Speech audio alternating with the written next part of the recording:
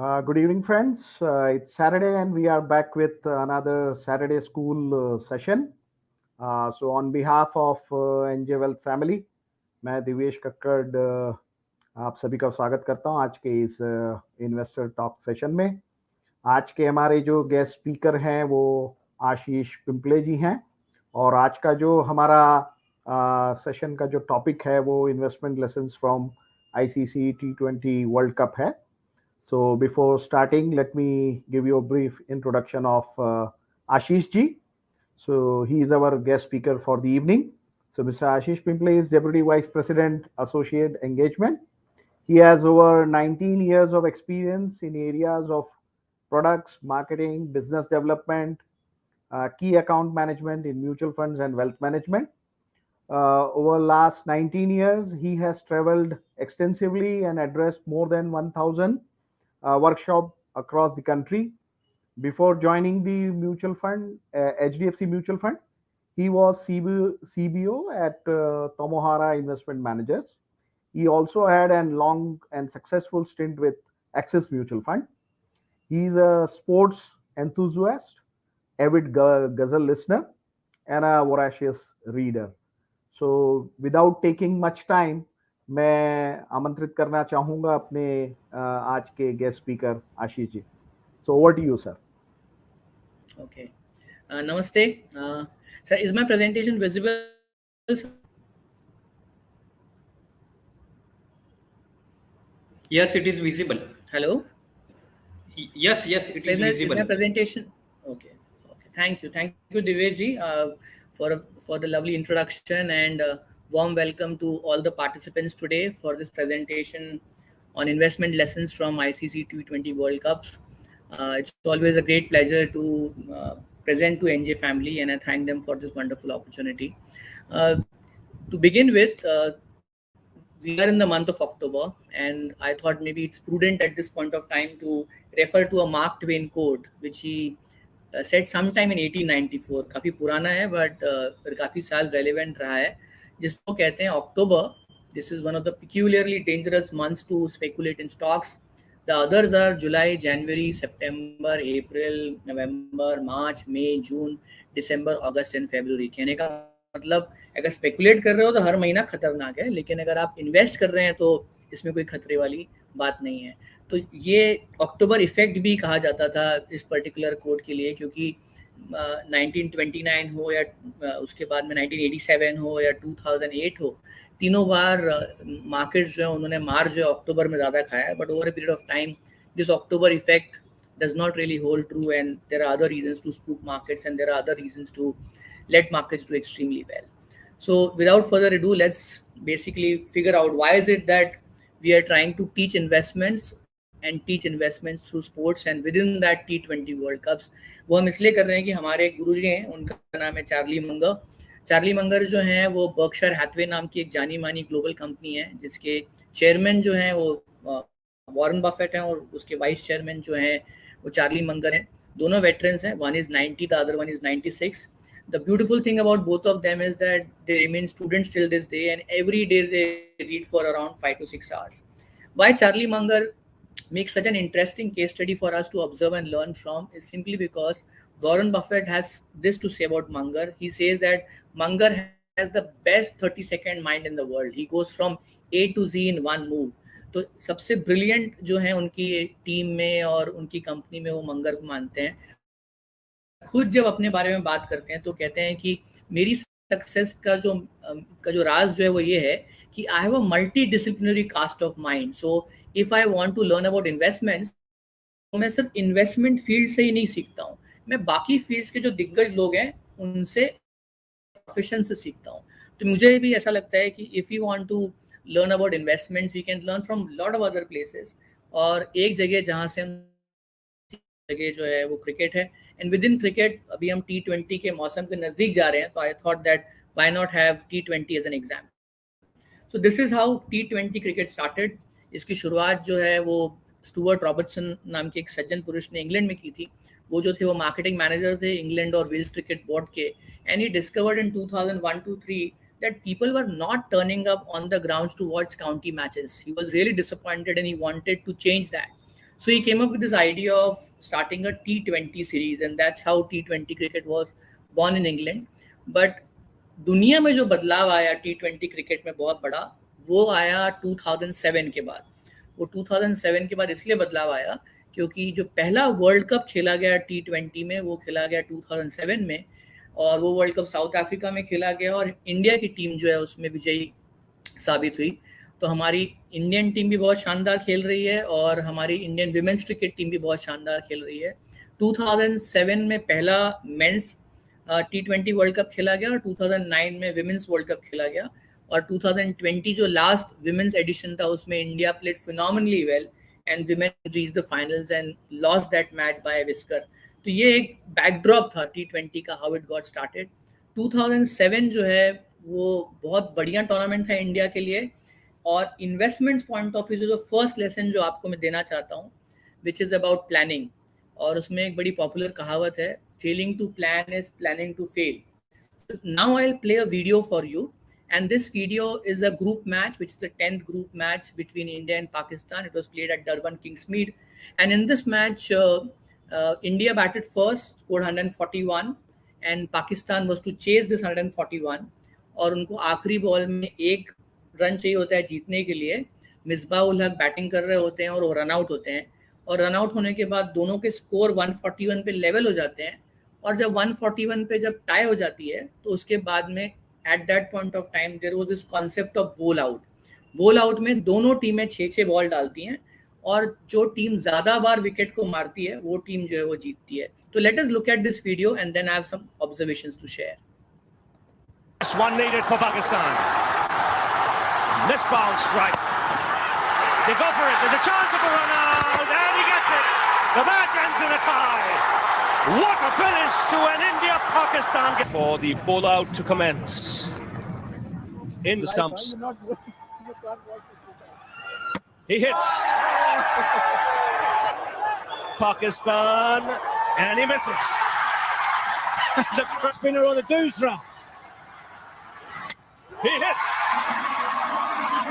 2-0 India. Here goes goal. Misses. It's still 2-0 India. Zutapa. He hits. 3-0 India. Pakistan had to hit with all their remaining deliveries. Next day, India have won. And have a look at the celebrations. So as you saw, massive celebration when India won. Looks like it's a very usual thing to happen, and 3 Indian bowlers bowled, they took wickets, and Pakistani bowlers bowled and they missed all 3.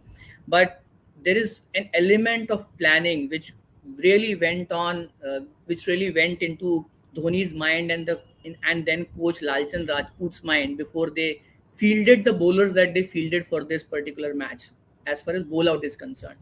अगर आपने देखा होगा, ये जो match है इसमें पाकिस्तान ने जो अपने बॉलर्स खिलवाए, वो तीनों बॉल डालने वाले जो पहले 3 थे, तीनों फास्ट बॉलर्स थे. और आपने अगर देखा होगा जब इंडिया की तरफ से बॉलर्स आए तो फ्रंट लाइन बॉलर सारे नहीं थे. दोनों बॉलर्स उसमें से पार्ट टाइम बॉलर्स थे और एक ही मेन लाइन बॉलर था और वो भी स्पिनर था. सो 3 bowlers who bowled for India at that point of time were Sehwag, Uttapa and Harbhajan. And both coach as well as Dhoni before the tournament, they were discussing between themselves, and they knew that this concept of bowl out might come into play at some point of time in the tournament. Both of them said that if at all we get to this stage, we should know who are the bowlers that we should get them to bowl. And they figured out कि best bowlers are the ones who are not regular ones. ये ऐसे bowlers हैं जो जगह पे ball डालते हैं, wickets को रेगुलर मारते हैं. तो अपने को जरूरी नहीं है कि आरपी सिंह से या इरफान पठान जो है उनसे तुरंत बॉलिंग डलवानी है. अपन उनसे बॉल डलवाते हैं जो नॉन स्पेशलिस्ट हैं लेकिन विकेट को जरूर मारते हैं. So that is how planning really went a long way in ensuring that India wins.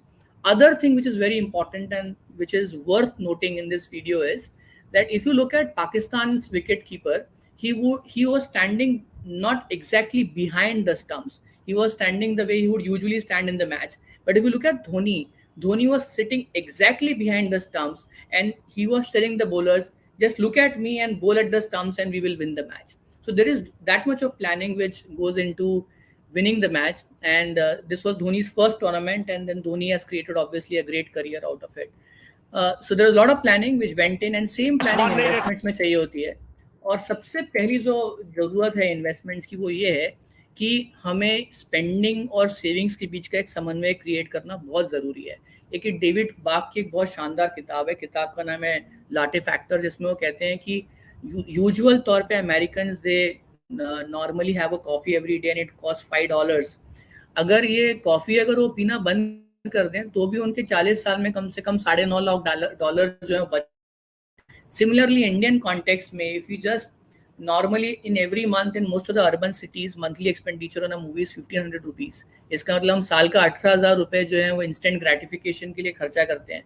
हमने अगर वो 18,000 रुपए जो हैं वो सालाना हमने अगर इन्वेस्ट करने शुरू किए in a product which gives us 12% per annum in a 35-year period, that money will grow to as much as around 87 lakhs or so.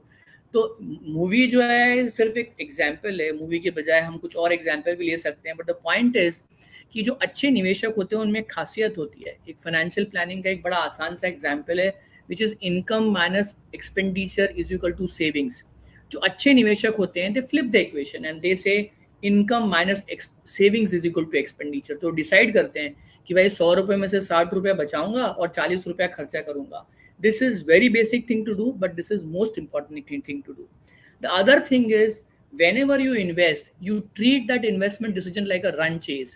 Whenever you treat it like that, you will find absolutely different results. So if you look at Virat Kohli's T20 record, then what you will find is that he's played roughly 100 matches.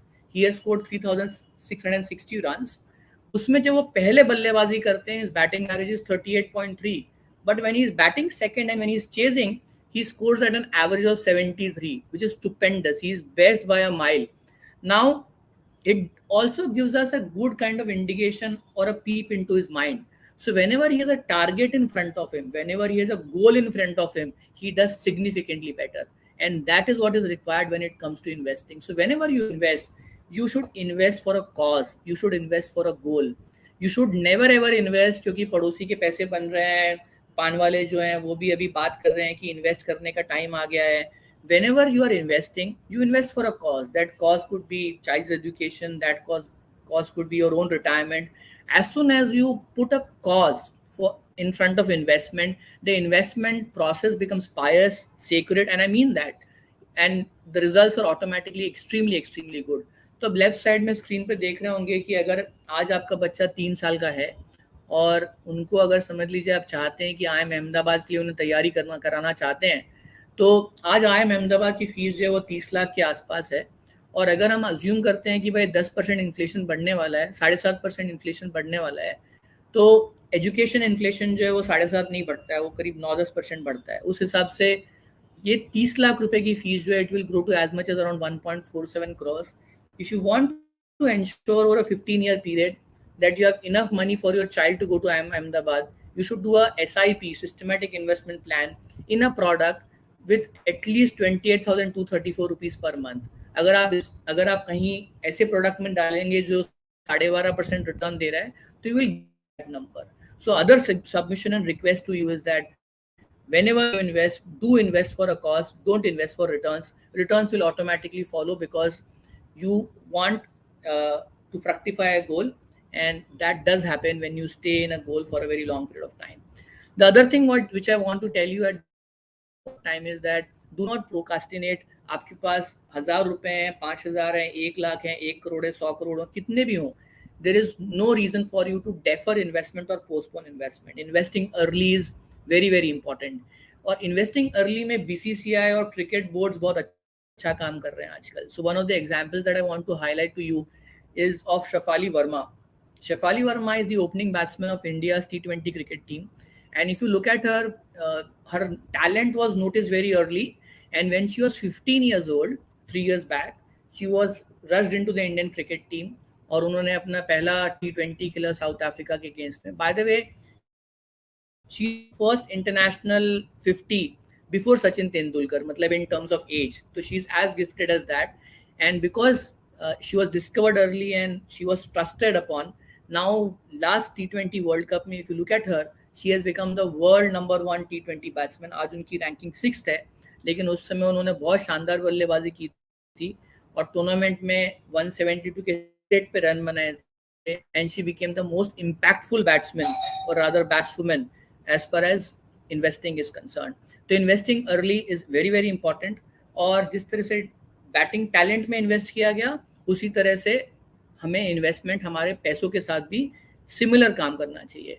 तो I just want to give you a very simple example.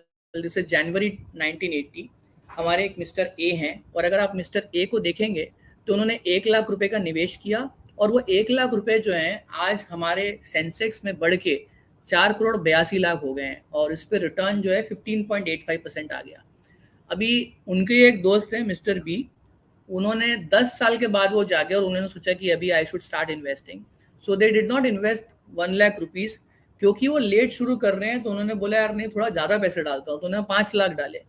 लेकिन उन्हें 5 गुने पैसे ज़्यादा भी डाले तो भी आज उसकी वैल्यू जो है वो 4 करोड़ 35 लाख ही है. तो आपने पैसे 5 गुना भी ज़्यादा डाले तो भी कंपाउंडिंग का जो बेनिफिट मिस्टर ए को मिलता है वो मिस्टर बी से ज़्यादा है. So there is no reason for one to postpone investments. There is no reason for us to delay investment, because every 1,000 rupees, every 50,000 rupees has a big impact on the residual value of your savings. एक सवाल जो हमारे लिए सबसे महत्वपूर्ण है, सबसे important है कि भाई सब सही है, ये बताओ पैसा डबल कितने टाइम में होता है. तो we just want to bring to you a very simple phenomena कि इंडिया में पिछले 25 सालों में अलग अलग निवेश के विकल्प रहे हैं, and your money could have got doubled in 9 years, 8 years or 5 years. There is this very simple rule in financial planning called as rule of 72. So if you divide 72 by rate of return, you get to know the number of years that which are required to double your money. तो अगर मैंने कहा आपको कि भाई 72 divide by 8% अगर करेंगे तो आपका पैसा 9 साल में डबल होता है. अगर आप 72 डिवाइड बाय 9 करेंगे तो आपका पैसा 8 साल में डबल होता है. लेकिन अगर आप 72 divide by 15.68% rate of return करेंगे तो आपका पैसा जो है 5 साल में डबल होता है. ये जो तीनों इन्वेस्टमेंट के विकल्प है, इनकी जो लड़ाई है वो लड़ाई जो है एक मेनेज के साथ है जिसको हम कहते हैं महंगाई या inflation. Inflation over last 25 years has grown in India at a rate of 7.63%. इसका मतलब हर 9.5 साल में परचेजिंग पावर डाइल्यूट हो रही है और आधी हो रही है हमारी. तो अगर परचेजिंग पावर आधी हो रही है और हम अगर 8% वाले प्रोडक्ट में इन्वेस्ट करेंगे तो हमारा रिटर्न प्रैक्टिकली मतलब रियल रिटर्न जो है मतलब नेट ऑफ इन्फ्लेशन जो है वो प्रैक्टिकली जीरो हो जाता है. ये जो तीनों इंस्ट्रूमेंट्स हैं इनको हम पॉपुलरली बैंक एफडी, गोल्ड और इक्विटी के नाम से जानते हैं. तो अगर आप देखेंगे if somebody invested in a bank FD and the rate of return is 8%, if you are a 30% tax bracket investor, your post-tax return is 5.4, whereas inflation is 7.63. Your real returns are significantly negative. Gold में you are just about barely managing to beat inflation. But if you invest in equity, what you get is a return which is around 6-7% higher than inflation, around 6-7% even higher than bank FDs, and that is obviously the right position to be. इसका मतलब equity सबसे शानदार है और bank FD और gold जो है उनका महत्व नहीं है, हम ऐसा कहने की कोशिश नहीं कर रहे हैं. जहाँ पे आपको स्टेबल रिटर्न्स चाहिए, जहाँ पे आपके पास कम समय है, तो आपको डेफिनेटली बैंक एफडी या डेट फंड जैसी जगहों में आपको इन्वेस्ट करना चाहिए. लेकिन अगर आपके पास समय बहुत है तो आपका जो रुख जो है और आपका प्रेफरेंस बदलना चाहिए. So what ever little experience that I've had over a period of time, what I definitely think is in short term, your number one enemy is volatility, आपके निवेश विकल्प में उतार चढ़ाव. लेकिन over a long period of time, your number one enemy is inflation. तो लंबे समय से इन्फ्लेशन के साथ लड़ाई लड़िए और छोटे समय के लिए आप लड़ाई जो लड़ते हैं वो कीमतों में उतार चढ़ाव के साथ में लड़िए. तो कीमतों में उतार चढ़ाव जो है वो इक्विटी में होती है, तो इसलिए आप लंबे समय के लिए वहां इन्वेस्ट करेंगे तो हमेशा आप अच्छा करेंगे. गोल्ड जो है उसका रोल पोर्टफोलियो में है. You should embrace gold for sure, but not being 5-10% of your portfolio. The important thing to note here is that when it comes to India and when it comes to Indian gold performance, there are two aspects to the gold performance that you see here. One aspect is what is happening to gold as far as international prices are concerned in dollars, and what is happening to our currency vis-a-vis dollar. And it is that, and combination of both leads to determination of gold prices. तो जो 8.85% का gold return है उसमें से करीब करीब मतलब समझ लीजिए 4.5% के आसपास जो गोल्ड जो रिटर्न आया है वो रुपी का डेप्रिसिएशन है डॉलर के अगेंस्ट में, और बचा हुआ जो है वो हमारा गोल्ड का इंटरनेशनल मार्केट में जो डॉलर टर्म्स में प्राइस इंक्रीज है आप उसमें देखते हैं। गोल्ड जो है इसको आप रखिए बट इंश्योरेंस कवर जैसा रखिए और थोड़ा रखिए। इक्विटी जो है लंबे समय में हमेशा बॉन्ड को और बैंक एफडी को बीट करता है, और उसका रीजन बहुत सिंपल है। जब आप और मैं हम में से कोई भी जाके बैंक में एफडी करते हैं तो हमारा जो संबंध बनता है बैंक का वो एक लेंडर का बनता है। So we lend money to the bank and bank pays us interest. But when we go and we invest in equity stock of that particular bank, the relationship changes, we become part owner of that business. तो a very simple example that I want to give you here is, so I looked at this particular bank and I looked at its 22-year performance, and this is what we found.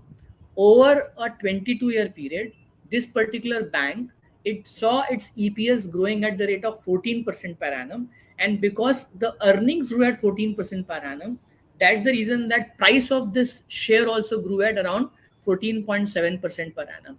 So one of the most fundamental principles of investing in stocks is that stock markets, as Warren Buffett says, are slaves of corporate earnings. अगर earnings बढ़ती हैं तो automatically जो है आपका price जो है वो बढ़ता है। तो ट्रिक बड़ी सिंपल है कि one has to buy into businesses that are growing and hopefully buy and sell it at the right price. अगर हम ये खुद कर सकते हैं पर्सनली तो बहुत अच्छी बात है। अगर हम बैलेंस शीट्स पढ़ सकते हैं, हम सप्लायर से मिल सकते हैं और हम दिन के 8-10 घंटे हम इस पे स्पेंड कर सकते हैं तो हमें ये खुद करना चाहिए। Otherwise one can always go to a mutual fund and get the same service but at a very small cost and enjoy their expertise.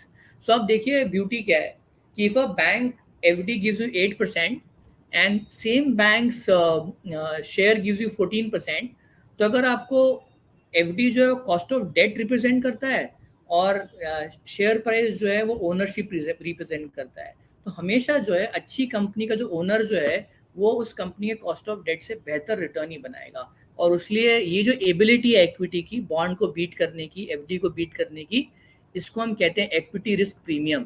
तो इंडिया में लंबे समय के लिए 6-7% रहा है, आप यूएस में जाएं तो ये 3-4% के आसपास रहता है, लेकिन ये आपको हमेशा मिलेगा। And that's the reason that for long term you should trust equities बिल्कुल बिंदास और आराम से।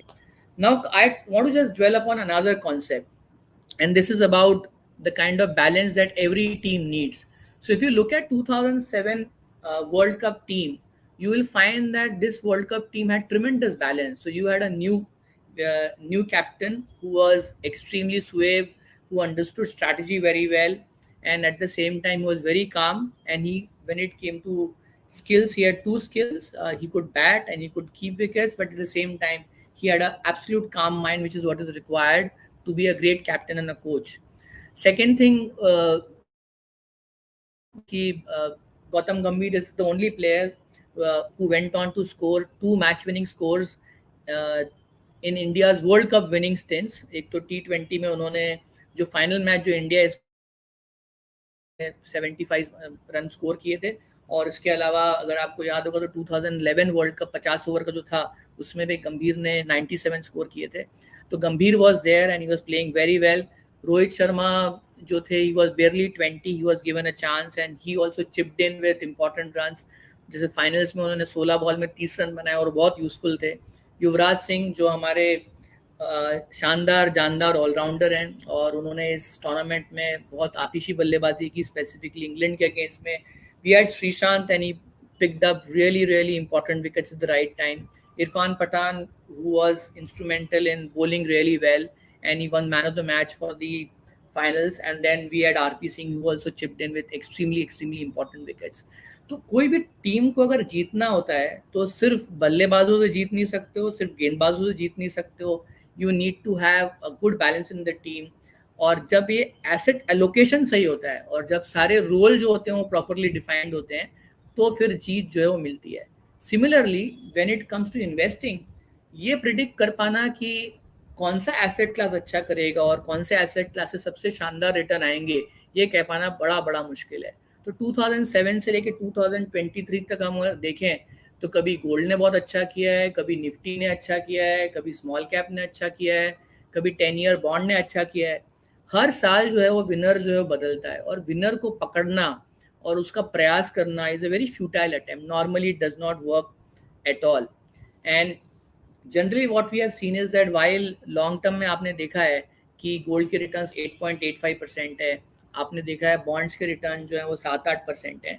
कभी कभी हमने देखा है कि अंडर एक्सट्रीम सर्कमस्टांसेस जो हैं इनके रिटर्न्स बदल जाते हैं. जैसे गोल्ड जो है उसके लॉन्ग टर्म रिटर्न्स भले 8.5% होंगे, लेकिन in specific circumstances it delivers more. So when is it that it delivers higher return? जब भी रियल इकोनॉमी खतरे में होती है तब गोल्ड जो है वो बेहतर करता है. तो भले वो 97 का एशियन फाइनेंशियल क्राइसिस हो, 2008-9 का ग्लोबल फाइनेंशियल क्राइसिस हो, या फिर इमर्जिंग मार्केट में इशू हो, या यूरोप में ग्रीस में इशू हो, ऐसे समय में जब इक्विटी मार्केट्स 30-35% नीचे होते हैं तब गोल्ड 24%, 30% इस तरह का रिटर्न देता है. ये आम तौर पे हमेशा नहीं होगा, बट जब रियल इकोनॉमी खराब करती है तब उस समय इस तरह की पॉसिबिलिटी होती है. सिमिलरली बॉन्ड्स जो होते हैं उनका नॉर्मल रिटर्न जो होता है वो करीब 7-8% रहा है, लेकिन in certain circumstances what we find is that bonds also generate 12-13%. But this is not something which last for a long time. It happens rarely, frequently नहीं होता है. वो ऐसे ही है जैसे कि मतलब कार्तिक नॉर्मली विकेट कीपर हैं, लेकिन 2007 वर्ल्ड कप में उन्होंने एक मैच का रुख बदल दिया. स्पेसिफिकली एक मैच जिसमें वो सब्स्टिट्यूट फील्डर आए थे और ग्रैम स्मिथ जो है वो बल्लेबाजी कर रहे थे, और उन्होंने हवा में छलांग मार के गली में एक बहुत शानदार कैच पकड़ा. सिमिलरली मतलब अपसेट्स बार बार रेगुलरली नहीं होते. नेदरलैंड्स ने इंग्लैंड को 2009 वर्ल्ड कप में हराया. It is not something which will happen regularly, but certain circumstances में इस तरह की वारदातें होती हैं. उसी तरह से सर्टन सर्कमस्टांसेस में गोल्ड और बॉन्ड फंड जो हैं वो बहुत अच्छे रिटर्न दे सकते हैं. तो जैसे मैंने आपको बताया कि अलग अलग एसेट क्लासेस जो हैं उनका परफॉर्मेंस का रेंज डिफरेंट है. कौन नंबर 1 आएगा, नंबर 2 आएगा, ये कहना मुश्किल है. और क्योंकि ये कहना मुश्किल है उसलिए बड़ा इम्पॉर्टेंट है कि हमें कोई ऐसा कोच चाहिए या ऐसा लीडर चाहिए जो हमें सही टाइम पे सही दिशा प्रदान करे और हमें अच्छा खेल दिखाने के लिए हमें और मदद मिले. तो this is a video that I want to play to you, and here I just want to maybe give another tribute to Dhoni. And this is a match that India was playing against Bangladesh. We needed to win this at any cost to make it through. और ये match में they need just 1 run to, they need 2 runs to win and 1 run to tie. Or this is the last ball, and look at Dhoni. If you look at him in this ball, you will find that he is not wearing the glove in his second hand. And the reason that he is not wearing that large glove in his second hand is because he's preempting already that in case the batsman runs and he misses the ball, if I happen to grab the ball, I should be able to throw the ball at the stumps, or I should be able to do something else. So is bar, let's just watch the video and see how well did he use his judgment to get this wicket. Taken one glove off, so in case it's a matter of throwing, he's got that right glove off, so he's only got the left glove. Here we go, last ball, through the offside, he's running through, could be run out! Is he run out? Or is he in? We'll go upstairs, some good work from Dhoni, he thinks he's got him. Bear with me, gentlemen. Decision pending.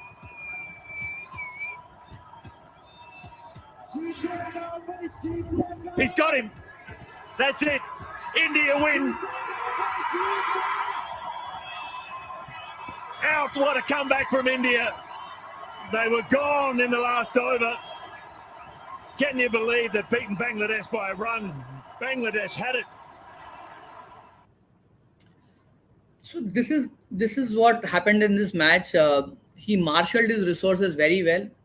हर एक के role के हिसाब से he used his bowlers absolutely fittingly, and at the same time when needed he himself rose to the occasion. So even though Ashwin won the man of the match, but a lot of people look at this moment as a standout moment of the match.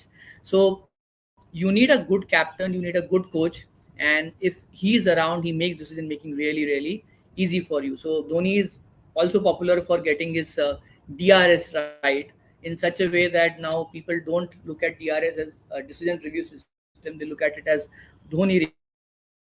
Similar thing is what you require when it comes to investing. Investing में भी आपको सही फैसले लेने के लिए it is very important that you trust someone who knows the job really well, जिनको asset allocation की जानकारी बहुत अच्छी हो, जिनको सारे asset class long term behaviour पता हो, और उस हिसाब से वो आपका एक शानदार लॉन्ग टर्म अच्छा पोर्टफोलियो बनाने में वो सक्षम होते हैं. सो I have seen this tendency growing over a period of time. A lot of people want to invest in best performing funds, and I just want to go on record and that it's an absolute futile exercise to make. Normally, investing in performing funds is an idea which does not work at all. So here is a 20-year study, and thanks to Motilal Oswal Wealth who did this study, and the result of the study is this, that if one was investing on the basis of last 1 year's best performing fund, तो पिछले साल का best performing fund जो है वो अगले साल से 32% of the time best performing रहा है. 68% ऑफ द टाइम ये फंड जो है वो सेकंड क्वार्टाइल, थर्ड क्वार्टाइल या फोर्थ क्वार्टाइल ही रहता है. तो as soon as we invest in a best performing fund, there is a high probability that it will cease to be the best performing fund the next year. So the whole effort is the process of choosing a fund is it's a very inclusive process where someone comes to you, an advisor, a partner comes to you, and when the partner comes to you, he tries to understand what your needs are, and based on your needs, he really gives you something which works for you and which is very good for you. So there is this beautiful sayings by Joseph Stiglitz जो कहते हैं, savings is a consumption decision postponed for a period of time. तो जो बचत का फैसला है, ये फैसला जो एक्चुअली पैसा खर्चा करने के फैसले को डेफर करने का फैसला है. तो आप पैसा कब खर्चा करना चाहते हैं ये आप अपने पार्टनर को बताइए. जब आप अपने पार्टनर को बताते हैं कि this is the money that I want to spend in a years time, he will suggest you something different. If you tell him that I want this money after 10 years, then he will suggest you something which is entirely different. So telling the partner as to what your time horizon is extremely important. That's the first step. And second thing which is very important to tell him is whether you want to eat well or sleep well. आप हो सकता है कि आपके पास में 10 साल invest करने के लिए हो और आपका व्यू 10 साल का हो, लेकिन उन्होंने आपको जो फंड सिलेक्ट किए पैसे डालने के बाद में, if market tanks by around 30% in the fund NAV drops by around 15%, उस वजह से अगर आपका जो है वो थोड़ा सा ऊपर नीचे हो रहा होगा, तो फाइनेंशियल एबिलिटी है आप में पैसा इन्वेस्ट करने की, लेकिन जो इमोशनल स्टेबिलिटी चाहिए वो सस्पेक्ट है. और वेल्थ क्रिएट करने के लिए लंबे टाइम में दोनों की जरूरत होती है. You need time horizon and you need a temperament which is very important, and this is where a good partner really comes in handy. So there is this result of a study which has been published recently by Russell Investments. Russell Investments says that advisors add close to 2.88% in value. 3 तरीकों से partner जो है वो आपकी जिंदगी में बेहतरी ला सकते हैं इन्वेस्टमेंट परफॉर्मेंस में. पहली चीज एसेट एलोकेशन, कौन से एसेट क्लास में कितने पैसे डालने, ये फैसला आपको लेने में मदद करते हैं. दूसरा रीबैलेंसिंग, तो आपने डे 1 डिसाइड किया कि भाई 50% इक्विटी और 50% डेट है. अगर साल के आखिरी में if they find that equities have gone up a lot and bonds have not gone up a lot, so at the end of the year they meet you and they rebalance your portfolio. And third thing which is most important is markets are volatile. You need to be very steady, and a partner is someone who has seen a lot of market cycles, and that's the reason that he is very calm and composed when it is required to be calm and composed, and that is how you are able to deliver long-term good performance. Even though equity is the best asset class to own, it does not mean that you have to be 100% invested in equity markets to capture the potential of equity markets. तो जैसे हम आपको यहाँ पे एक उदाहरण दे रहे हैं, यहाँ पे निफ्टी का हम कंपैरिजन कर रहे हैं एक निफ्टी हाइब्रिड 50-50 इंडेक्स के साथ में. तो जो निफ्टी 50 जो है आप उसी को जानते हैं, तो 2001 से 2022 के बीच में निफ्टी के रिटर्न्स जो हैं वो 13.76% है. जो दूसरा इंडेक्स है which is 50% equity and 50% debt, if you look at that index, उसके रिटर्न जो है वो 12.16% है. लेकिन जो अच्छी बात है वो ये है कि आपने 50-50 इंडेक्स में पैसा डाला, तो ये जो इंडेक्स जो है इसमें भले 50% कम इक्विटी है, उसके बावजूद भी this captures 88% of the returns that Nifty has delivered. इसका मतलब आप निफ्टी के अपसाइड में तो पार्टिसिपेट आपने बहुत अच्छी तरीके से किया, but the most important benefit of investing in a 50-50 portfolio is that standard deviation या वॉलेटिलिटी जो है, उतार चढ़ाव जो है, वो निफ्टी का 14.1% है, जबकि 50-50 का 7.2% है. इसका मतलब यू आर मेकिंग रफली equal return at 50% less volatility. And that is what is most important, कि पूरे पैसे इक्विटी में मत डालिए. जो पैसे आपको लंबे समय तक नहीं लगने वाले हैं, उन पैसों को आप इक्विटी में निवेश कीजिए और इक्विटी लाइक प्रोडक्ट में निवेश करिए, तो आपके रिटर्न्स जो हैं वो बहुत शानदार हो सकते हैं.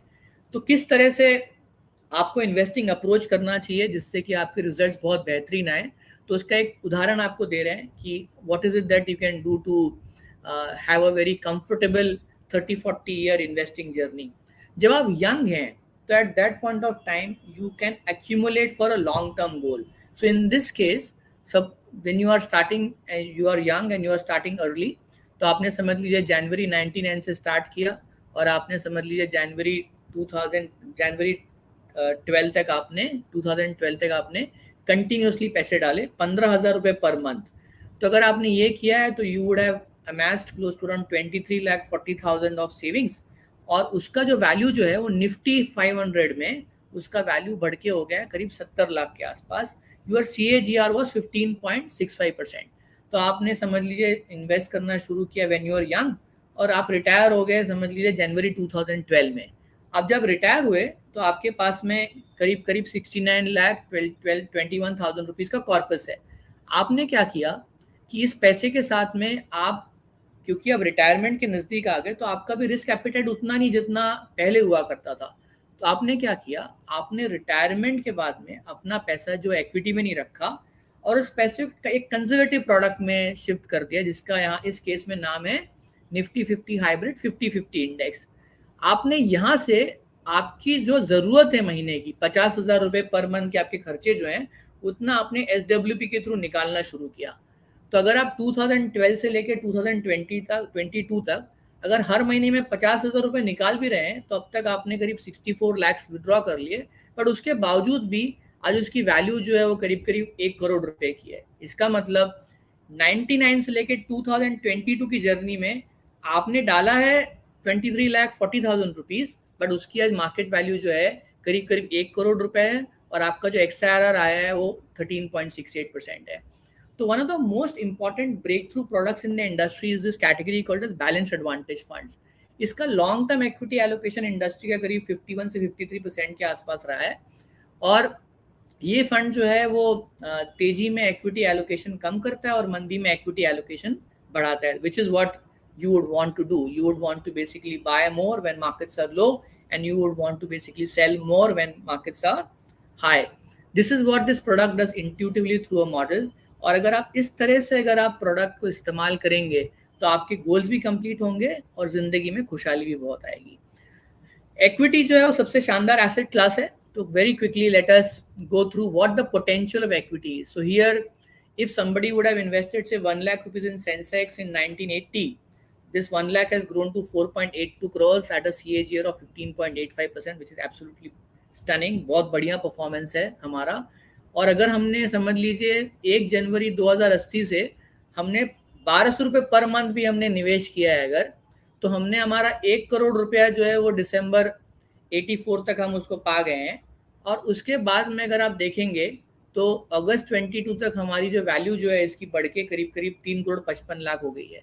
तो मैं सिर्फ ये पॉइंट बताना चाहता हूँ कि one does not have to really invest lots and lots of money to get to a position of prosperity. The most important thing is one has to take that first step. One has to be regular, and if you can just start early, invest regularly, and stay invested, normally it works out really well. As you would see on this slide, most of the numbers are suggesting that as far as long-term performance of Indian markets are concerned, 14-15% औसतन जो है वो Indian market से आया है. ये जो 14-15% जो इंडियन मार्केट से आया है, उसका रैशनल क्या है? रिटर्न 25% भी नहीं आया और 10% भी नहीं आए. रिटर्न्स हमेशा जो है वो 14-15% आए. Reason that we have been able to deliver 14-15% returns in Indian markets is that our nominal GDP usually grows at around 14-15%. So what used to happen between say 1990 to 2003, our nominal GDP used to be 14-15%. How do you arrive at nominal GDP?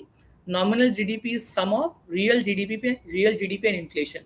तो 1990 से 2003 तक क्या होता था, inflation 11% होता था, real GDP जो है वो 3.5-4% होती थी, दोनों को आप ऐड करिए तो 15 का नंबर आता है। 2003 के बाद क्या हुआ, नॉमिनल जीडीपी हमारी 15% ही बढ़ी, लेकिन फर्क क्या पड़ा, फर्क ये पड़ा कि जो हमारी रियल जीडीपी 3 और 4% होती थी, it increase to 7.5%, and inflation which used to be 11%, that also came down to around 7.5%. So when you have higher real GDP and you have low inflation, you again came up with a 15% nominal GDP growth. What do good companies do? Good companies have this ability of delivering profit growth which is closer to nominal GDP or slightly higher than nominal GDP. और उसका reason ये है कि हर अच्छी company जो है उसमें खासियत होती है, और वो खासियत ये होती है कि जो भी महंगाई है या जो भी कॉस्ट ऑफ रॉ मटेरियल में इजाफा है उसको वो कंज्यूमर पे ट्रांसफर कर पाती हैं, और क्योंकि वो कंज्यूमर पे ट्रांसफर कर पाती हैं तो अपने मार्जिन जो है प्रोटेक्ट कर पाती हैं। So I just give 1 or 2 examples. So look at a company like Parle ji.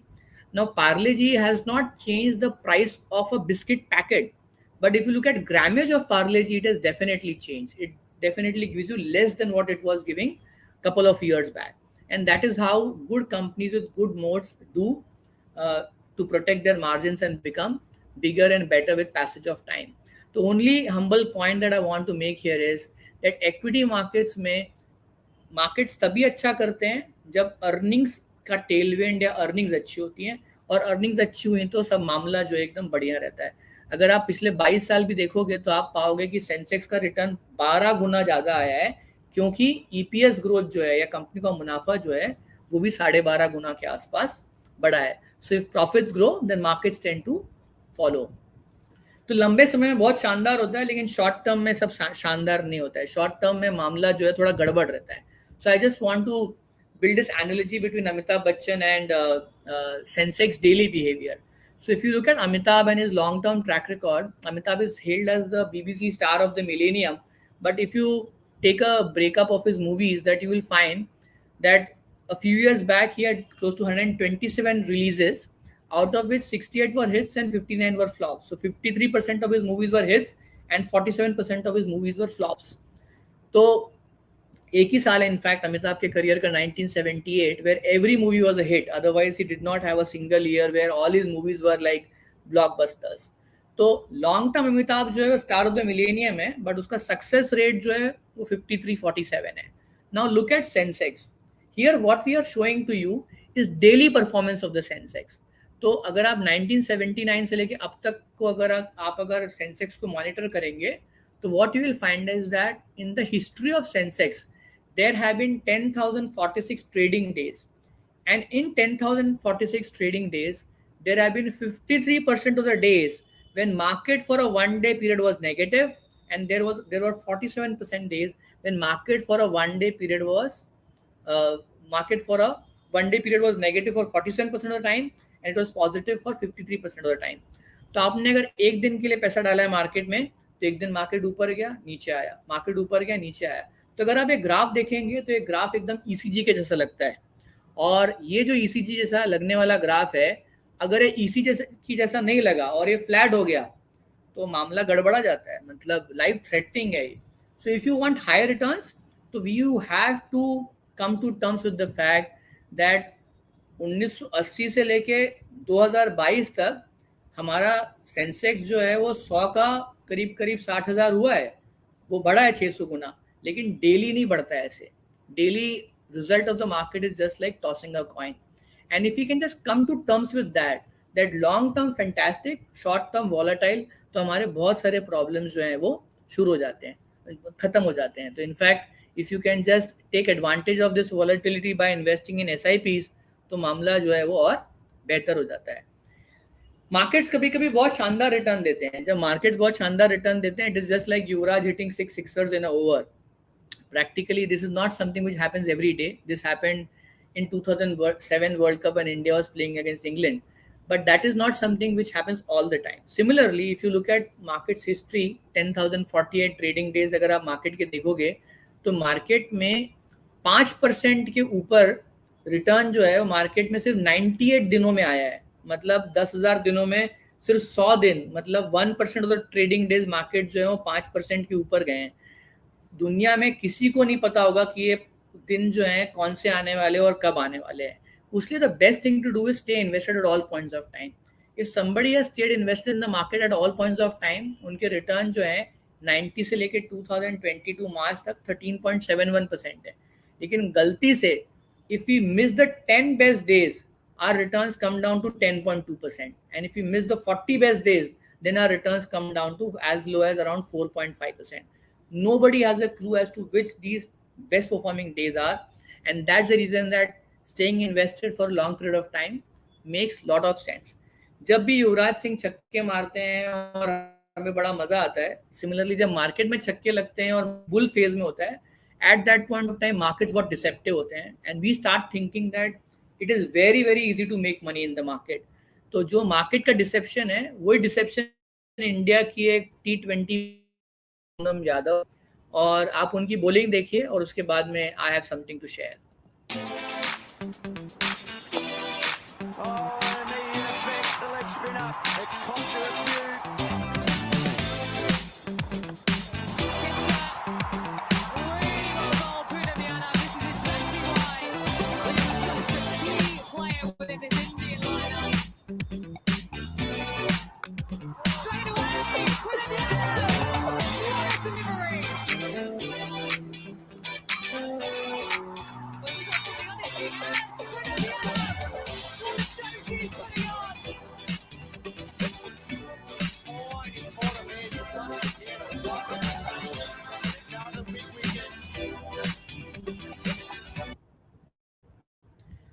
So she looks so inertious, और उनकी बॉलिंग देख के मतलब सबको लगे कि मैं इनके हर गेंद पे छक्का मार सकता हूँ, लेकिन देखने में बड़ा आसान लगता है लेकिन मारना बड़ा मुश्किल होता है। तो सिमिलरली ऐसे बहुत सारे हम में से इन्वेस्टर्स होंगे जिनको लगा होगा कि 2020 सेकेंड थर्ड क्वार्टर इन्वेस्ट करते हैं हम, तो हमें हमारे लिए इन्वेस्टमेंट करना बड़ा आसान है और हम बड़े आसानी से बहुत पैसा बना सकते हैं।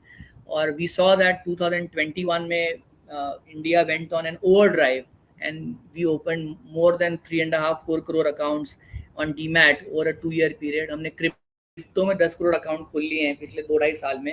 and whenever things get very very easy, तो ये फ्लाइटेड डिलीवरी जो है ये मतलब डेफिनेटली टेम्प्ट जरूर करती हैं, लेकिन इसमें आउट होने का खतरा जो है वो बहुत ज़्यादा रहता है, और इसलिए हमें रेगुलर रहना है और लॉन्ग टर्म रहना है। That's the only way to do extremely well. Other thing that I want to request is whenever you are investing, there will be times when your faith is going to be tested. ऐसा जरूर होगा कि आप पैसा invest कर रहे हैं और सडनली कोविड जैसी कोई सिचुएशन आ जाए मार्च 2020 और हमारे रिटर्न्स बहुत अच्छे ना लगे। वो at that point of time I urge you, exhort you to just stay patient and stay there. So one of the examples that I want to share is किसी ने 10,000 रुपए की SIP की है स्टार्टिंग फ्रॉम जनवरी 1999, तो 25,50,000 रुपए का total investment हुआ है, जिसका कि मार्च 20 में वैल्यू बढ़ के हो गया 1,17 लाख। अगर समझ लीजिए कोविड हो गया है और जनवरी 2020 और मार्च 2020 के बीच में मार्केट्स फेल बाय 38% और हमने सोच लिया कि नहीं हमें इसके आगे नहीं रहना है, तो हमारा नुकसान बहुत बड़ा होता है। Because if you just continue for 1 year तो रिजल्ट बड़ा डिफरेंट है। योर वैल्यू इंक्रीजेस बाय 64% और आपका जो XRR 12% है वो सडनली 15% दिखता है और आपकी वैल्यू में 64% का इजाफा आता है। तो whenever you are caught in a bear market, in fact I urge you to continue with the investment and if possible increase the investment, लेकिन उसमें बंद करने का प्लीज लॉजिक जो है वो बड़ा बुरा होता है। In fact whenever the going gets tough, we have to rediscover our zest for investing. So here I just want to play this video, and this is a video which talks about a match which was played between West Indies versus England. Finals था Eden gardens में 2016 में हुआ था और आखिरी over में West Indies को 19 run चाहिए थे and they were backs were to the wall, going with extremely tough for them. And just look at what this particular batsman Carlos Brathwaite इनका नाम है, तो आप देखिए उन्होंने क्या किया। Oh, heaved into the leg side. Oh, West Indies, that helps. Oh, big shot. Huge shot. Where's it gone? The stands. Oh, it's high in the air again. Oh, it's 3 sixes. And that's his 18 gone. Carlos Brathwaite! Carlos Brathwaite! Remember the name. देखिए मामला गंभीर था और उस गंभीर मामले में Brathwaite just in a tough situation he took the difficult call, he took the call which was aggressive, and he won West Indies the World Cup. Similarly, when the time is tough, it is only when the times are tough that you see markets getting available at cheaper prices. So here we have two situations. One is October 2008 and the other one is March 2020. And these are two times in the history of Indian capital markets when markets were available at rock bottom valuation. So Warren Buffett recommends this ratio which is called as market cap to GDP ratio. तो उनका ऐसा मानना है कि जितना GDP का size है उतना ही मार्केट कैप भी होना चाहिए. तो इंडिया का अगर जीडीपी का साइज 3.85 ट्रिलियन है तो इंडिया का मार्केट कैप जो है स्टॉक मार्केट का वो भी 3.85 ट्रिलियन ही होना चाहिए. लेकिन कभी कभी ऐसा नहीं होता और हमारा जो मार्केट कैप है वो जीडीपी से सिग्निफिकेंटली कम हो जाता है. तो this was 2008 October where market cap to GDP वो came down to as low as 56%. इसका मतलब जीडीपी 100 रुपए की है लेकिन स्टॉक मार्केट का साइज 56 रुपए हो गया. इसका मतलब आपको बाजार जो है वो 44% डिस्काउंट पे मिल रहा था. Similarly when you look at situation which prevailed in March 2020, वहां पे भी market cap to GDP was as low as around 46%. इसका मतलब 100 रुपए की चीज अब हमको 46 रुपीज में मिल रही थी. तो जब कभी भी इस तरह के एक्सेप्शंस होते हैं and markets are available at valuations which are lower than long term averages, at that point of time you should, I think, summon courage. I think you should go by what the partner is suggesting to you and try and increase allocation, because आप allocation बढ़ाएंगे ऐसे समय में तो आपका return जो है उसमें बहुत ज़बरदस्त इजाफा आता है. जैसे आपको मैं अक्टूबर 2008 के समय बताता हूँ, सेंसेक्स जो था उसका वैल्यूएशन बहुत सस्ता था. लेकिन जब वैल्यूएशन सेंसेक्स का बहुत सस्ता था उस समय इशू ये था कि कॉन्फिडेंस बहुत कम था और उस समय इंडस्ट्री में से इक्विटी में से 660 करोड़ लोगों ने बाहर निकाल लिए. जबकि अगर उस समय अगर पैसे डलते तो अगले 3 साल में जो CAGR मिलता वो 22% पर एनम का मिलता. तो इक्विटी एक अकेला इकलौता ऐसा एसेट क्लास है जो जितना महंगा होता है तो उतना खरीदने में कॉन्फिडेंस होता है उतना और सस्ता होगा इसका हमें डर होता है. If you can just, I think, stay composed in bad times, our terminal rate of return can improve substantially. So one of the requests that I would want to make is that typically when you are investing, to specifically those funds which are like balanced advantage funds or those funds which are like less on equity exposure, you should do as many lump sum investments as possible and do systematic withdrawal plan. And when it comes to equity, usually you should do SIPs, but when market tanks, you definitely have to improve your return by investing lump sum at the right time. To conclude the part of the presentation which is like looked forward the most, to conclude मैं चाहता हूँ कि हम और आप patriotic नजरिए से जो है भारत की तरफ देखें, क्योंकि हमारी हिस्ट्री बहुत रिच रही है, हमारी सिविलाइजेशन जो है वो बड़ी शानदार रही है. बनारस दुनिया का सबसे पुराना शहर है और हमने हमारे पिछले 5-6 हज़ार सालों में बहुत साइंटिफिक इन्वेंशंस किए हैं और लोग जो है वो हमें इज्जत की नज़रों से देखते हैं, स्पेसिफिकली इंडिया के बाहर. जैसे एल्बर्ट आइंस्टाइन का बड़ा अच्छा कोट है, वो कहते हैं we ओwe a lot to the Indians who taught us how to count without which no worthwhile scientific discovery could have been made. तो India is the oldest civilization and today has the benefit of being the youngest population. तो एक बड़ा अच्छा शानदार demographic dividend हमें मिल रहा है. तो इंडिया बहुत समय तक वर्ल्ड का स्पिरिचुअल कैपिटल था, इंडिया बहुत समय तक वर्ल्ड की साइंटिफिक कैपिटल था और उसके बाद में we lost our way a bit. And when we lost our way a bit we came to a stage जहाँ पे ब्रिटिशर्स जो उन्होंने हम पे काफ़ी साल राज किया. और उस दौरान क्या हुआ, I just want to quickly capture. तो जब से इकोनॉमिक डेटा अवेलेबल है 1 AD से लेके कम से कम 1850 तक इंडिया जो था along with China, both nations used to contribute 65% of global GDP. तो हम दोनों देश मिलके दुनिया की GDP का 65% कंट्रीब्यूट करते थे. इनफैक्ट 1850s में भी जब हम झांसी की रानी हमारी जो है उन्होंने हमारे लिए लड़ाई लड़ी थी, उस साल भी India used to contribute 23% of global GDP. Last year America का कंट्रीब्यूशन 19-20% है, लेकिन इंडिया का उस समय 23% 24% हुआ करता था.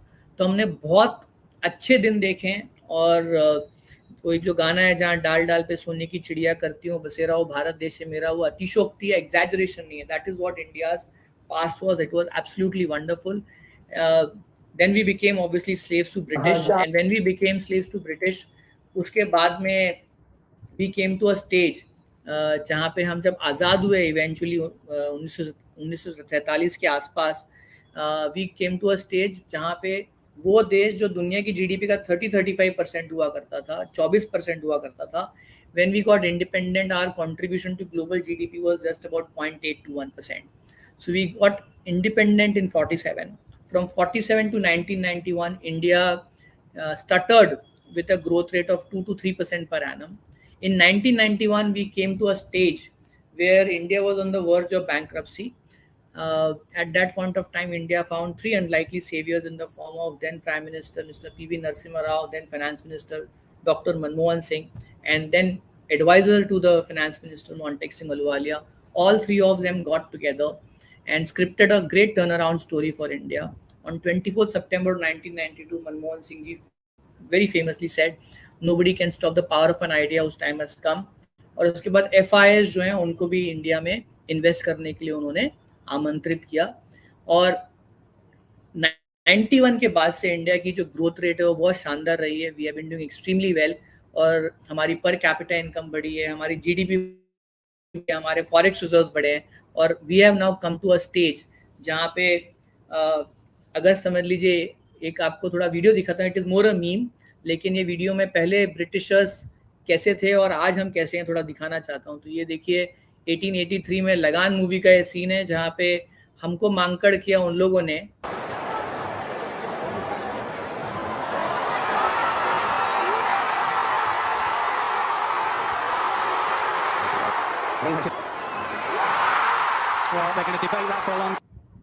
और अभी द टाइड हैज टर्न, और अभी दीप्ति शर्मा ने ये करके दिखाया है.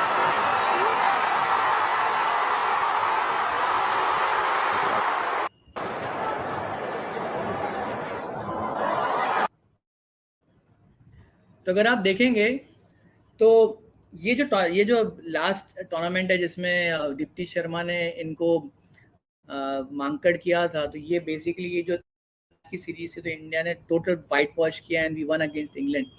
तो एक समय था जहाँ पे we were borrowing money from England and we were subservient to them, and now we have come to a stage where we have completely turned down the corner. ये जो साल था 2022, इसमें मार्च महीने में India went on to become the 5th largest economy in the world, and we also became the 5th largest stock market in the world. और जिस देश को हमने पीछे छोड़ा to become the 5th largest stock market and 5th largest economy, वो जो देश जो है वो यूके था. तो हमने बहुत शानदार काम किया है, और उस वजह से भी मैकेंजी के लोग भी कह रहे हैं कि ये जो डिकेड है इंडिया का नहीं रहेगा, इनफैक्ट ये जो सेंचुरी जो है it might belong to India.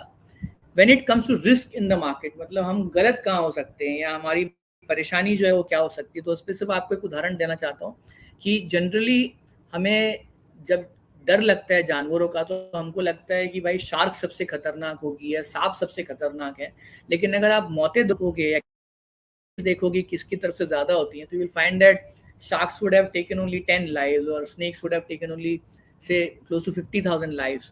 लेकिन ज़्यादा जाने किससे गई हैं? ज़्यादा जाने गई हैं इंसानों से. इंसानों ने इंसानों को मारा है. करीब 4.5 लाख लोगों की जो कत्लेआम हुई है वो हमने आपस में की है. बट सबसे ज़्यादा जो मौतें हुई हैं वो हुई हैं मस्कीटोज से, जो कि 7.25 लाख मौतें जो हैं वो मस्कीटोज से.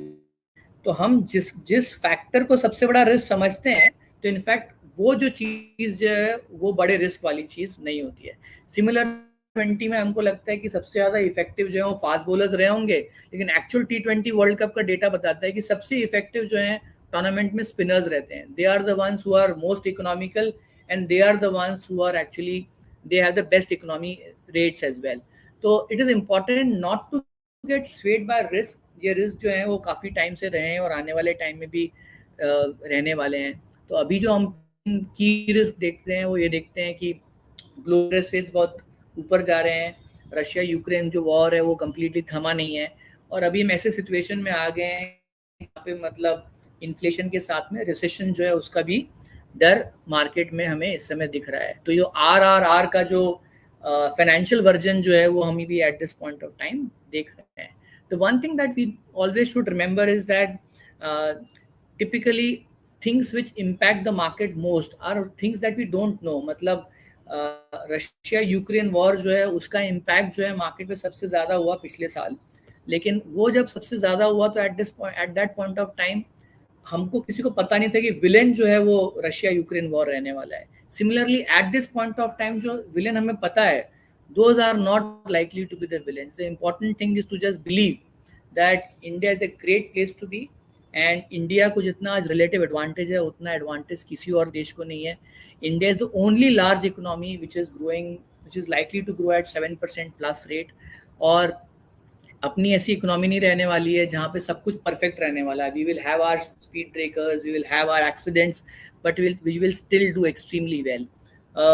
Even though COVID was a big dampener as far as our economy is concerned, and personally for a lot of people, one would have lost their near and dear ones, but we strongly believe that COVID जो है उसने India को एक बहुत बड़ी economic opportunity provide की है। उसका रीज़न ये है कि इंडिया जो हमेशा से सर्विसेज में बहुत अच्छा कर रहा था, लेकिन इंडिया मैन्युफैक्चरिंग जो है उसमें स्ट्रगल कर रहा था। और कोविड की वजह से एक जो चीज़ जो बहुत बड़ा परिवर्तन आया वो ये आया कि कोविड की शुरुआत जो है वो चाइना में हुई है। So China was factory to the world and Wuhan was factory to China. तो जब वुहान में लॉकडाउन आया तो at that point of time there was a big change as far as global supply chain was concern. Everybody figured out that dependence on a single country is not good, and that is how orders started flowing to India as well. तो government spending, PLI और उसके साथ में manufacturing के लिए जो नया base शानदार इंडिया बना रही है वो एक बहुत पॉजिटिव है। तो सर्विसेज में हम अच्छा कर ही रहे हैं, उसके साथ में भी मैन्युफैक्चरिंग में भी हम बहुत शानदार करेंगे, and that is what it requires for us to do extremely well. आज इंडिया ग्लोबल मार्केट्स का 3.5-4% है, आज इंडिया ग्लोबल GDP का 3.5-4% है, लेकिन नई GDP का हम 8-10% है। तो आने वाले सालों में the important thing is to just be comfortable with the thought that India will become 8-10% of global GDP, 8-10% of global markets, and if that happens, all of us will do extremely well. लेकिन ये सीधा रास्ता रहने वाला नहीं है, इसमें speed breaker आएंगे थोड़े बहुत, और हमको उनके साथ में दोस्ती यारी के साथ में चलना चाहिए। टाइमिंग करना, इलेक्शन के पहले डालना, इलेक्शन के बाद डालना, सेटलमेंट के पहले डालना, सेटलमेंट के बाद डालना, ये सब एंटरटेनमेंट मनोरंजन के लिए अच्छा है, but it does not have any impact on wealth creation. So the table in the centre it tells you that if from 2002 to 2022 if you are investing every year at the highest level of the market, your returns are 13.89. But if you're an excellent timer and you are investing every year but at the lowest level of the market, your returns are 14.31%. तो best timer और worst timer के बीच का जो return है उसका differential सिर्फ 40-50 basis point है over a long period of time. तो मार्केट टाइमिंग करके समय जो है वो ज़ाया होता है और उसका वेल्थ पे इम्पैक्ट बहुत बड़ा नहीं होता है। So I just want to conclude with this quote by somebody that we popularly know as Ruchir Sharma. Ruchir Sharma का एक बड़ा अच्छा कोट है जहाँ पे वो कहते हैं India disappoints the optimist as well as pessimist। तो जो ऑप्टिमिस्ट है उनको इंडिया से 10% की उम्मीद है ग्रोथ की, हम 7% की ग्रोथ देते हैं। पेसिमिस्ट को हमसे 3-4% की उम्मीद है, हम वहाँ पे भी 10-7% की ग्रोथ देते हैं। तो दोनों हमसे नाराज हैं। But the important thing is that world values 7% growth very very dearly for the simple reason that India ने जो 25 साल में 7% growth दी है वो ऐसे टाइम पे दी है जब वर्ल्ड की ग्रोथ जो है वो 3.1% के आसपास है। तो just I think have faith in this brilliant idea and country called as India, and do look at India as a glass which is half full and not as a glass which is half empty. So as Kailash Satyarthi, our Nobel Prize winner, says, India may be a land of over 100 problems, but it is also a place for a billion solutions. So on that optimistic note, I thank you all for taking time out on a Saturday evening. I hope it was useful and worthwhile for you to take out this time. I wish all partners in this call lots of prosperity, and all prospects and all investors a very an absolutely fantastic wealth creation journey in times to come. Thank you. Thank you so much, sir. What an excellent session from you. Fantastic session, sir. with real life example and very well related with cricket analogy. और बहुत सी पुरानी यादें आपने ताज़ा कर दी. और I think there are a lot of applauses for your this wonderful presentation. You have covered almost a vast subject, and you have touched to various points. And if I have to summarize your session, I would say, when it comes to investment, you have to be focused. It should be goal oriented.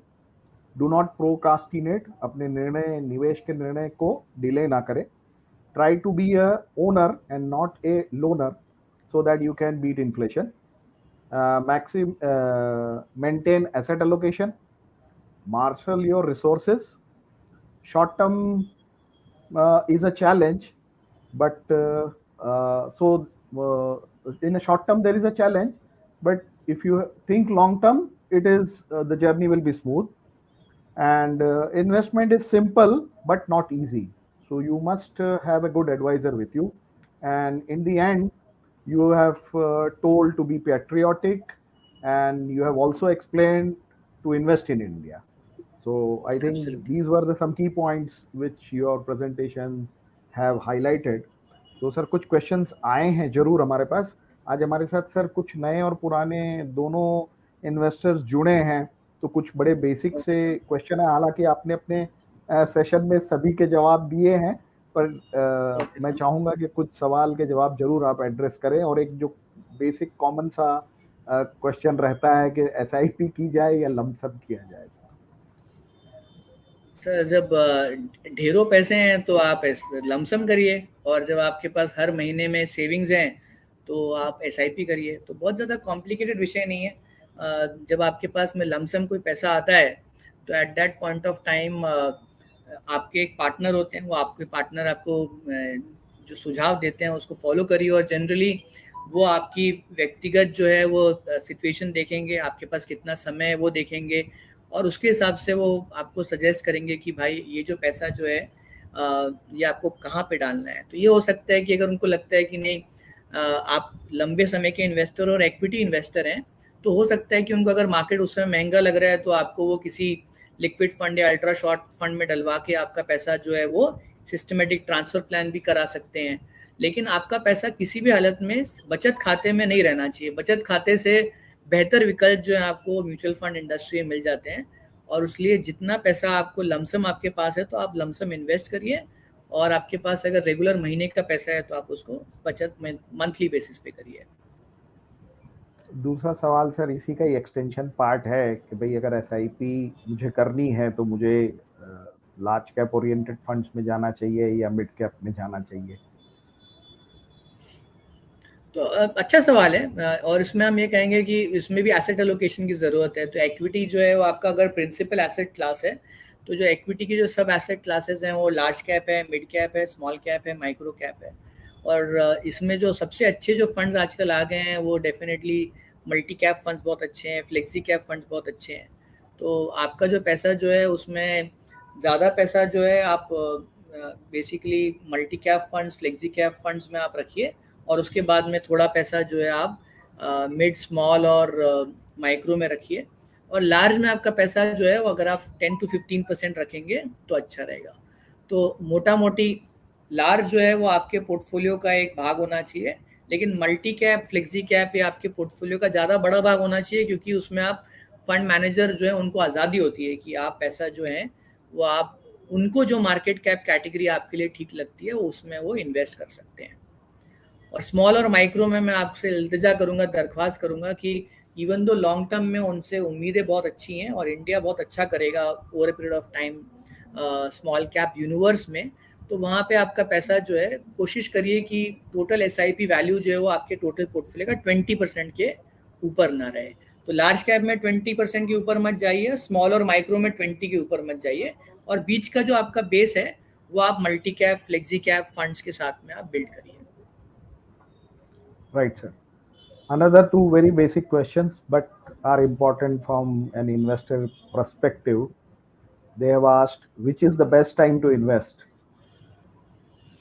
All times are the best time to invest. I think if you have time by your side, you always tend to do well. For example, anybody who came in on 8th of January 2008 when Sensex was at 20,807, and it was at that point of time lifetime high for Sensex.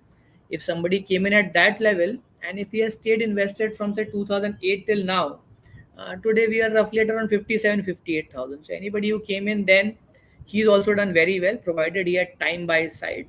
One thing which I would strongly recommend is that you should not invest all your savings in one go and then vanish from the market. So if you invest at one point of time, then be prepared कि जरूरत पड़े तो थोड़ा आप और पैसा अगर आप डालेंगे तो आपके रिजल्ट जो हैं और बेहतर आते हैं, क्योंकि मार्केट्स वॉलेटाइल रहते हैं और आपका पैसा आपने नीचे के लेवल में भी थोड़ा डाला तो आपके एवरेजेस जो हैं वो बेहतर हो जाते हैं और आपका लॉन्ग टर्म रिटर्न जो है वो अच्छा हो जाता है.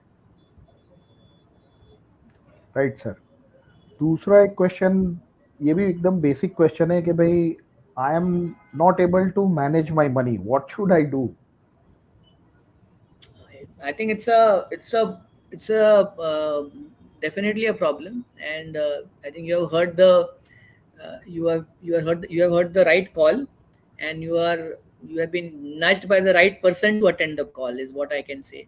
It is important for you to basically sit with your partner and ensure that you what your financial goals are, and once you tell him what your financial goals are, start on that investment journey. And if you start on that investment journey, just review your progress, say once every quarter, and ensure that you stay on track. I think have a good partner. They are all very sincere, diligent people. They want you to do well. They want you to create wealth for yourself. But tell them what you want, and they will ensure that you reach your properly articulated goal over a period of time. Sir, दो सवाल हमारे पास senior citizens के हैं. एक पहला सवाल ये है, उन्होंने पूछा है कि सीनियर सिटीजन्स के लिए आप क्या प्लान और एसेट एलोकेशन सजेस्ट करते हैं. और इसी से जुड़ा दूसरा सवाल है, किसी ने कहा है कि सर मैं 62 ईयर ओल्ड व्यक्ति हूँ और अभी एक प्राइवेट कंपनी में जॉब करता हूँ, तो मुझे क्या सजेस्ट करेंगे आप?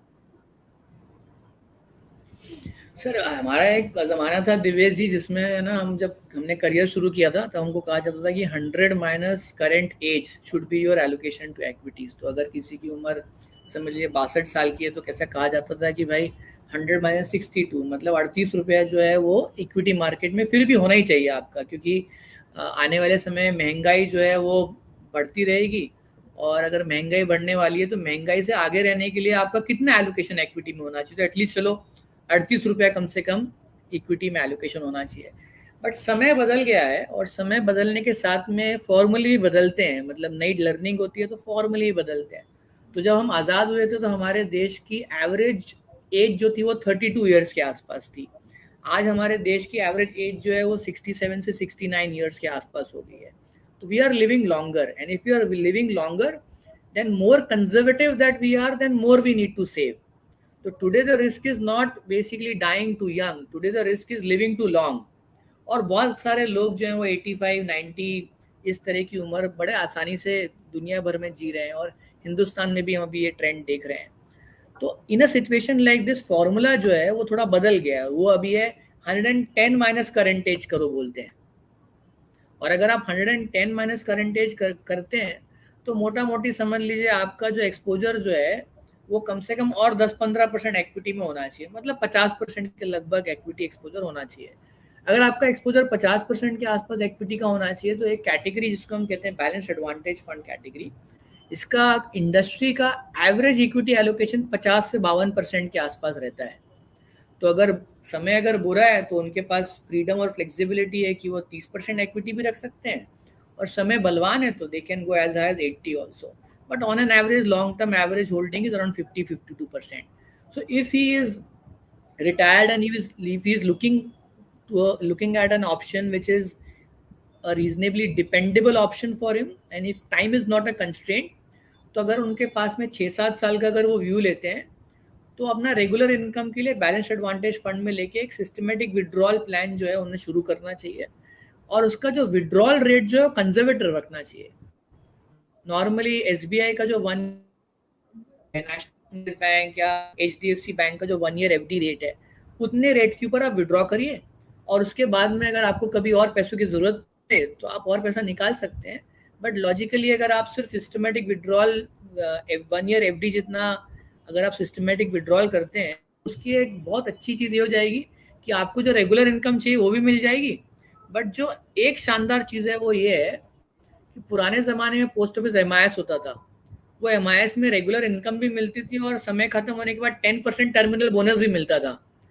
आज के दिन में अगर आप जो आपको मतलब टर्मिनल बोनस दे सकता है और 10% के ऊपर दे सकता है। The reason that a category like this is something that satiates the need for regular income, at the same time has the ability to charge over and above your principal even after the withdrawal. I would strongly recommend कि आप मतलब अगर पास time है which you will have, तो आप balance advantage में जाइए, regular withdrawal करिए, कंजर्वेटिव रेट पे करिए और पार्टनर के साथ में पोर्टफोलियो रिव्यू करते रहिए। Right sir.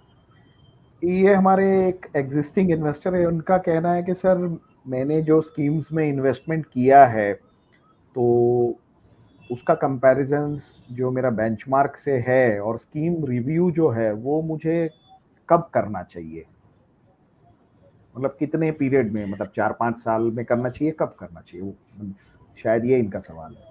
I think annual review करना चाहिए। I think I'm sure that all partners should endeavor to do a review once a year at least, because at that point of time even capital gain implication will start making some difference on certain products.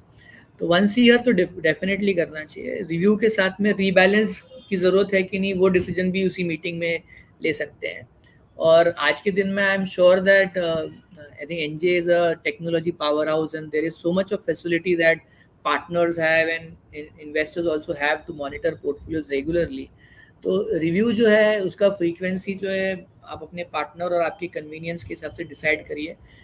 Eight what frequency do you want to review, वो quarterly, half yearly हो सकती है, but definitely once a year होनी ही चाहिए। One of the things which is a learning over a period of time is this, that do review your portfolio regularly but don't act regularly. कई बार ये temptation होती है लोगों को कि रिव्यू के साथ में मतलब चलो ये ऊपर कर देते हैं, नीचे कर देते हैं, but more often than not you don't have to act, because जब पहला पोर्टफोलियो बनता है तो there is lot of thought which is given by the partner to create the portfolio the first time, so you should not act a lot, but definitely you should monitor and review it very regularly, once a year for sure. Right, sir. There are other various questions I think which should be addressed by the distributor to their clients, जैसे कि भाई मुझे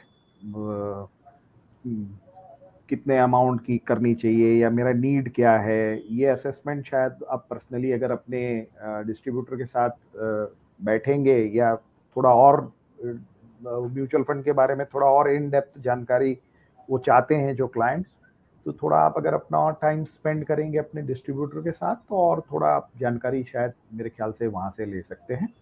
तो most of the question sir अपन ने cover कर लिए। एक लास्ट क्वेश्चन एक सज्जन ने ये पूछा है, हालांकि आपने अपने प्रेजेंटेशन में बताया है कि भाई ये तो मतलब डिकेड ही नहीं सेंचुरी ही शायद इंडिया की हो सकती, फिर भी उन्होंने पूछा अगले 10 साल में सर आपको, बड़ा कॉमन सा सवाल है कि बाजार क्या लगता है?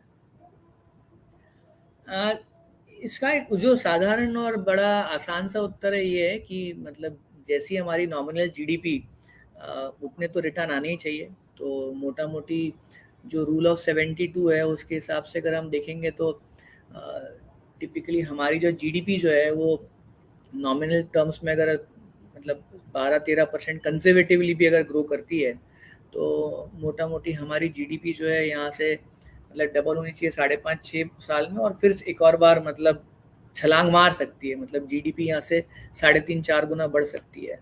और उस हिसाब से मार्केट्स जो हैं वो भी उतने बढ़ सकते हैं, लेकिन हो सकता है थोड़ा ज़्यादा भी बढ़े। तो इंडिया जो है India is growing in a slowing world.